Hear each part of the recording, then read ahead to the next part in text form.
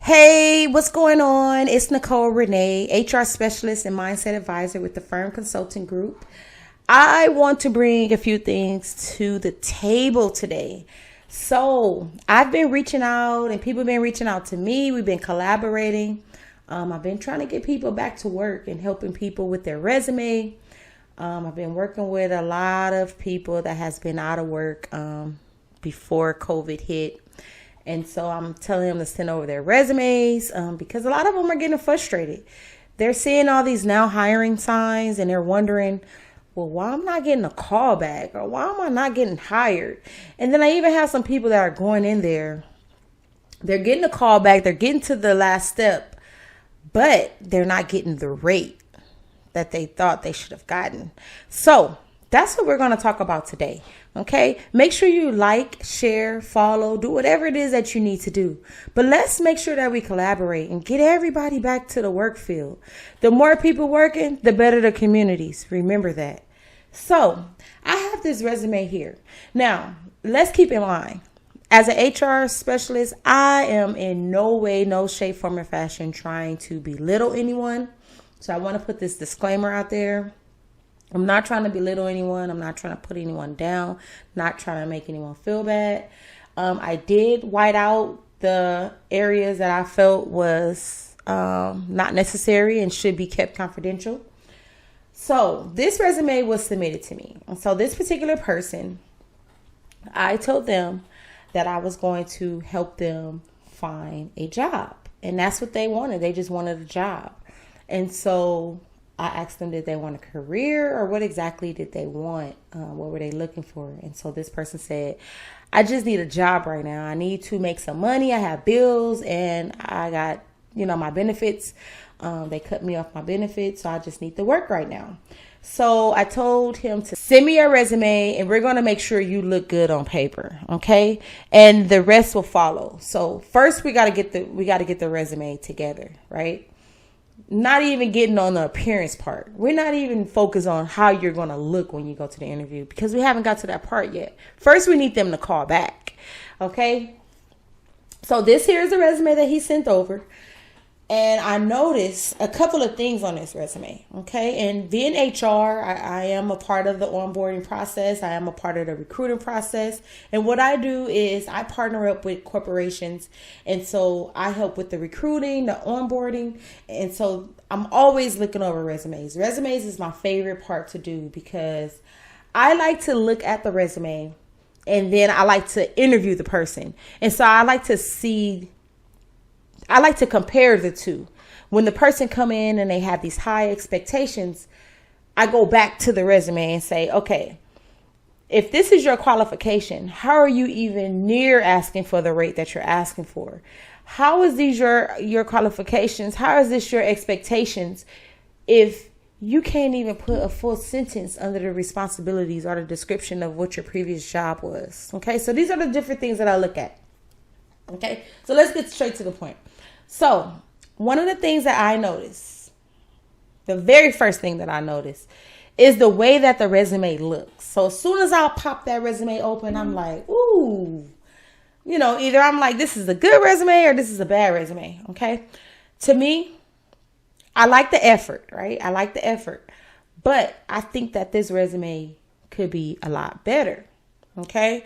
And so my biggest thing is the objective because that's the first thing that they're going to look at. Sometimes they read it, sometimes they don't. But if they decide to read it, it's because they want to know what you're going to bring to the table. Okay. What you're seeking for versus what are you bringing? Okay.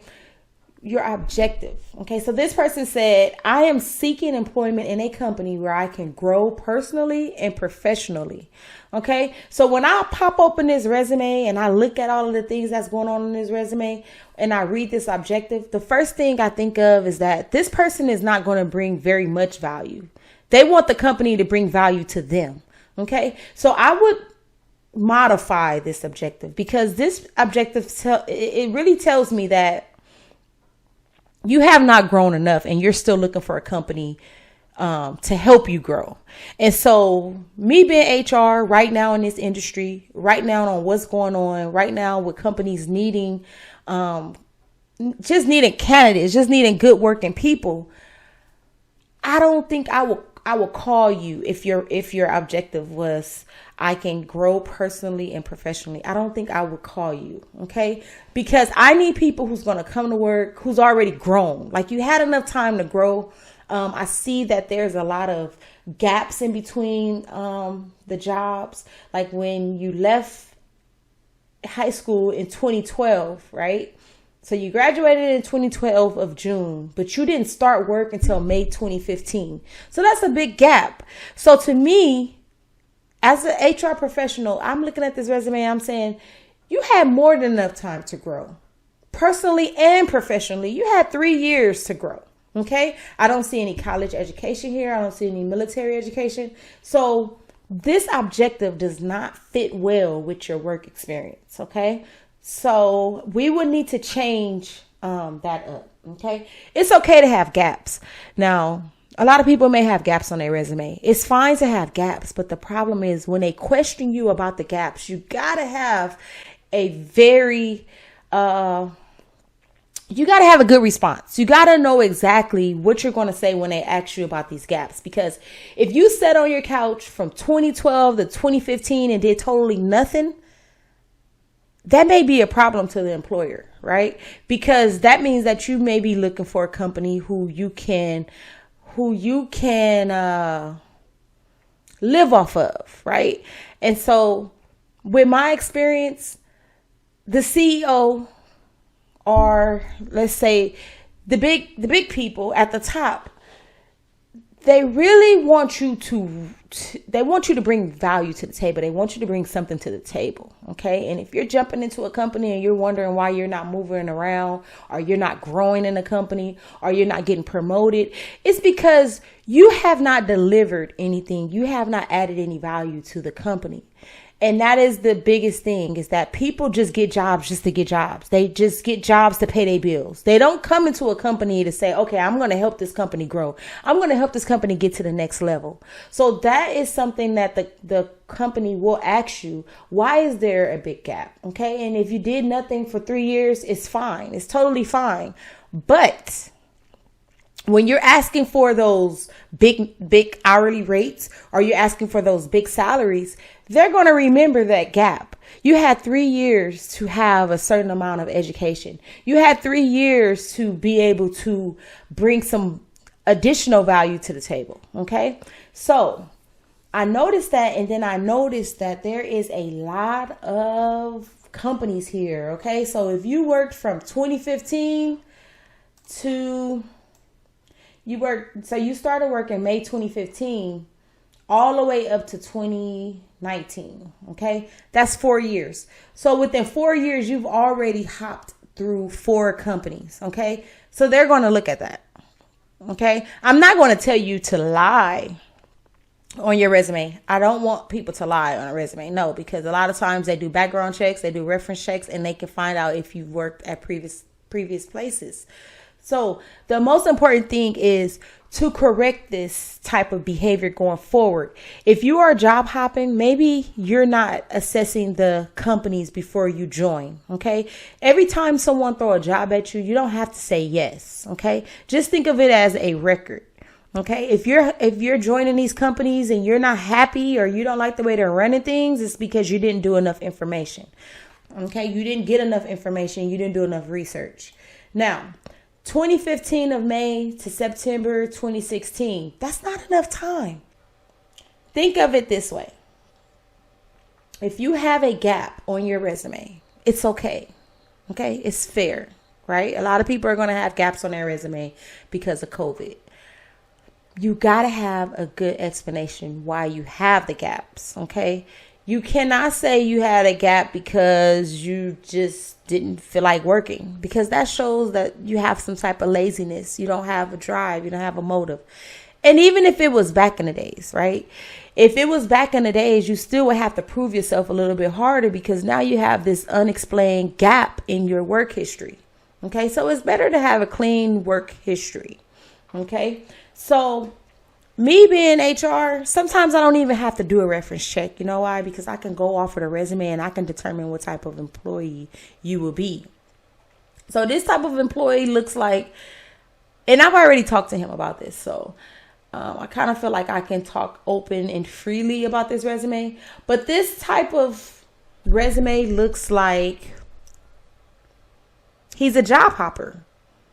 That's what it looks like, because you started working May 2015 and you still working. This is 2019. It says current 2019. So that's 4 years, and you've already had 4 different companies that you worked for.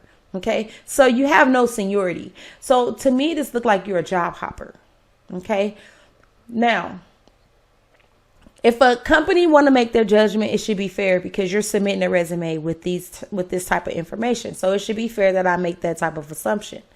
And if that's not the case, if it's not true that you're a job hopper, you would need to prove to me that you're not a job hopper. This particular resume, on a scale of 1 to 10, I would give it a 5. Okay. Another thing that I have an issue with is when we have grown adults, right? Even though you graduated from high school, you have a high school diploma, I still expect for you to list complete sentences for your responsibilities based on your experience with those previous companies. I want to know, what did you do? What did you do there? What was your role? What was your expectations? And you need to list 4 of those sentences here, not words, not 2 words, not 1 word. I just feel like this is something that should have already been taught. But since a person put this here, I just feel like they did not know. So I would give this still a benefit of a doubt, but it's one of my pet peeves because it's like, when you're in high school, you no longer should be using 2 or 3 word sentence. It should be 5 or more words. So because this person submitted this with 1 or 2 words, I have an issue with that. Okay. And the first thing that comes to my mind is the position that they're applying for. Would it be dealing with any report writing? Would they have to do any writing in general? These are the type of things that we need to, as HR, we need to take into consideration, because if you're going to be writing reports, let's just say it's an incident like OSHA or something, and we need a injury report, and you write little simple words like this, it wouldn't even hold up in court. Like, it wouldn't hold any stamina in court because the way that you wrote this, I'm trying to get it out because it doesn't make sense. But because of the way that you write can harm the company in the long run. Okay. If the company, some way, somehow gets sued and they need a statement from you, you need to be able to produce a report, okay, with full sentences. And this right here is an example that either the person is lazy or they don't know how to write. Okay. Now, I'm talking about big companies. When I am linking people up with the employers that I know, we're talking about big corporations, okay? I'm not talking about mom and pop businesses. Now, I do have mom and pop hookups where you just looking for, some extra work and you don't have all your stuff together. You may not even have a resume. You're just looking for some work and you're trying to help out. I do have mom and pop companies, okay? But those aren't the type of companies that I'm talking about that we're submitting these resumes to. Okay, I'm talking about big companies, big corporations, okay? Big corporations and the HR department do not want to see resumes like this, okay? Look at this. You have a whole second page that's blank. You have an entire second page that's blank. Now, when I look at this, what I think of is that this applicant either do not know how to use documents, they don't know how to use a computer, or they just didn't care, right? Because why didn't you delete this? Okay, so that is something that I take into consideration. Now, people may say to me a lot, they may say that I am a hard HR person to deal with. I get that a lot. But that's because I am the recruiter for the big boss. So the big boss is looking for me to recruit the best people in the work field.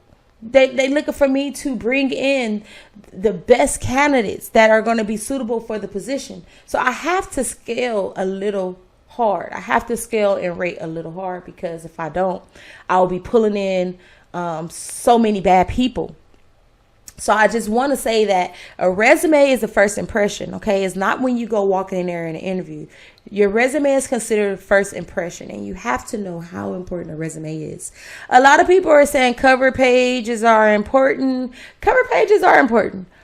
They look really nice, but from my experience, we skip over the cover page. I'm not telling you not to submit them.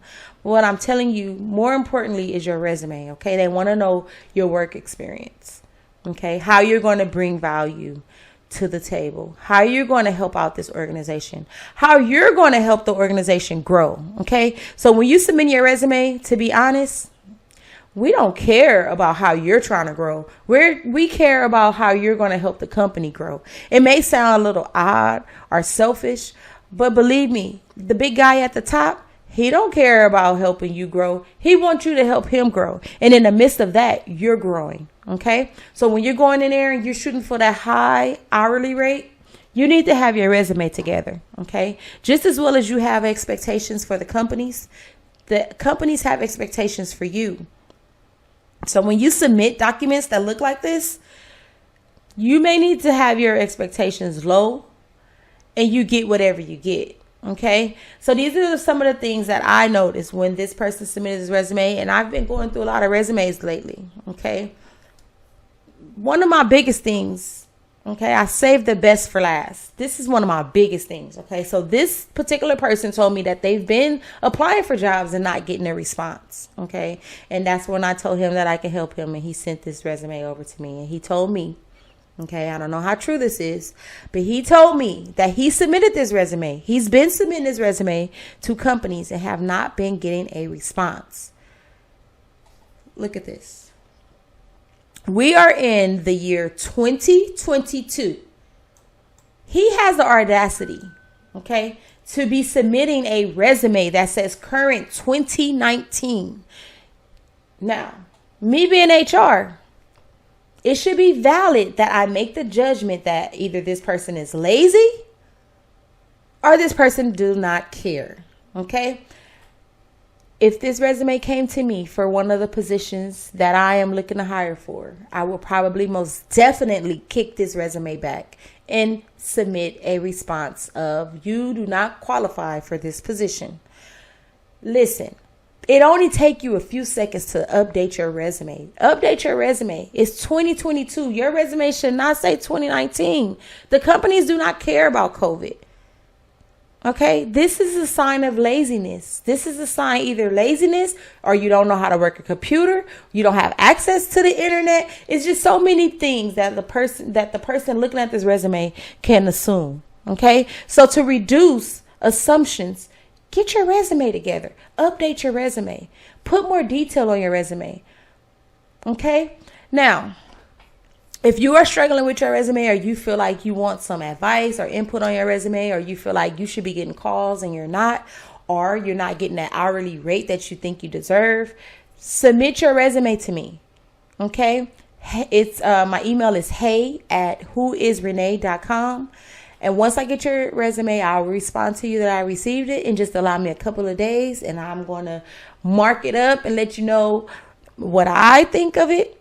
And then we'll go from there. It's super easy. But I have a goal. I have a vision that all of these open positions are going to get filled. And all the HR professionals are going to step up to the plate, and they're going to be recruiting. They're going to get all these positions filled.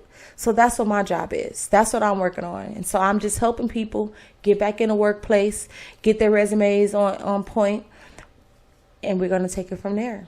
So thank you guys for listening. My name is Nicole Renee. I'm an HR specialist, and I am here to help you.